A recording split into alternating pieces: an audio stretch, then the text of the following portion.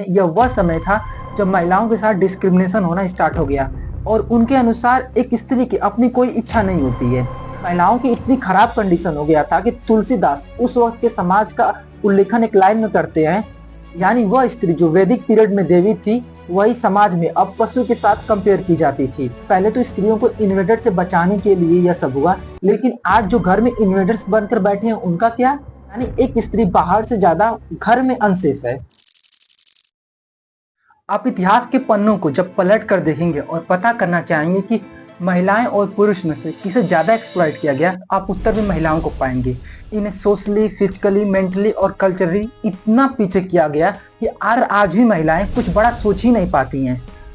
और ये जो आज की महिलाएं हैं, यह वह नहीं है जो इन्हें होना चाहिए, यह वह है जो ये सोसाइटी इन्हें सिस्टमेटिकली बनाया है। जैसे मानो कि यह कोई प्रोडक्ट है। अर्ली वैदिक पीरियड के बाद यानी लेटर वैदिक पीरियड में यह वह समय था जब महिलाओं के साथ डिस्क्रिमिनेशन होना स्टार्ट हो गया।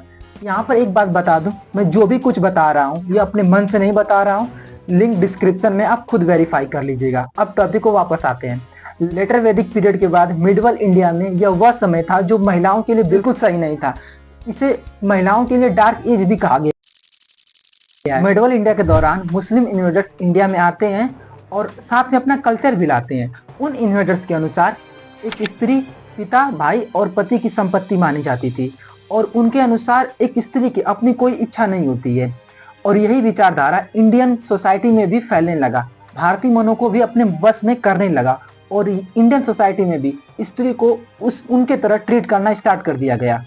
दूसरा कारण यह था कि मुस्लिम इन्वेडर्स एक से अधिक शादियां करते थे और वो किसी भी औरत को उठाकर उसे एक्सप्लॉइट कर देते थे और यह घटनाएं बढ़ती जा रही थी। तब महिलाएं अपने आप को बचाने के लिए पर्दा यानी घूंघट पहनना स्टार्ट कर देती हैं और यह सिस्टम ज्यादातर नॉर्थ इंडिया में प्रचलित हुआ। इन सब घटनाओं की वजह से इनका फ्रीडम काफी हद तक अफेक्ट हुआ और इनको फ्रीली बाहर घूमना काफी हद तक रोके जाने लगा और साथ इनका एजुकेशन, कल्चर और सोसाइटी का माइंडसेट भी बदलने लगा।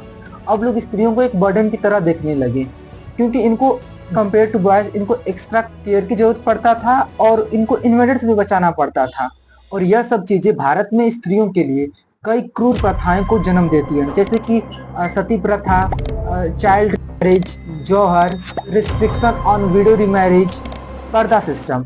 और ये जितनी प्रथाएं थी सोसाइटी में, इनमें एक चीज बहुत कॉमन मिलता है, पुरुष समाज महिलाओं को बहुत नीचा देखता था। अगर किसी के घर में स्त्री का जन्म होता था तो मानो किसी समस्या का जन्म हो जाता था। इसीलिए यह समाज स्त्रियों का चाइल्ड मैरिज कर देता था, यानी 8 से 10 साल की उम्र में चाइल्ड मैरिज कर देता था ताकि यह समस्या इनसे दूर चली जाए।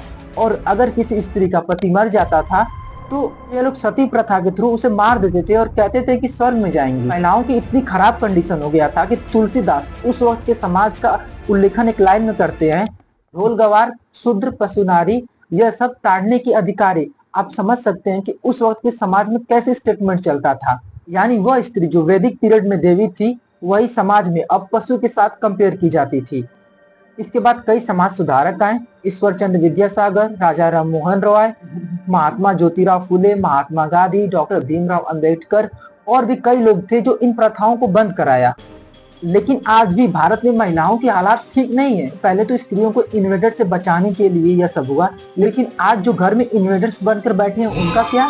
देखिए, एनसीआरबी 2022 में एक रिपोर्ट पब्लिश करती है जिनमें इंडिया के टोटल रजिस्टर्ड रेप केसेस में से 96.6% ऐसे रेप केसेस थे जिनमें विक्टिम एक्यूज्ड को पहले से जानती थी। यानी जो समाज पहले इन्हें इन्वेडर से बचाने के लिए यह सब किया, अब वही नियम इन्हें एक्सप्लॉइट कर रहा है। यानी एक स्त्री बाहर से ज्यादा घर में अनसेफ है।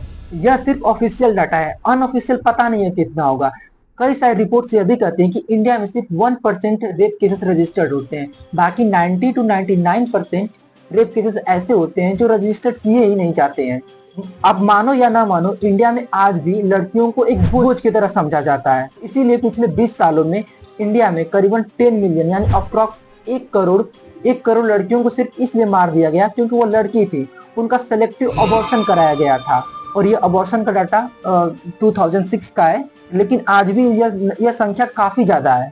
भारत में 30% महिलाएं ऐसी हैं जिन्हें फिजिकल वायलेंस का सामना करना पड़ता है और ऐसी बहुत सारी कमियां मिलेंगी जो सच में सही नहीं है और इन्हें कल्चर के नाम पर महिलाओं पर थोप दिया जाता है।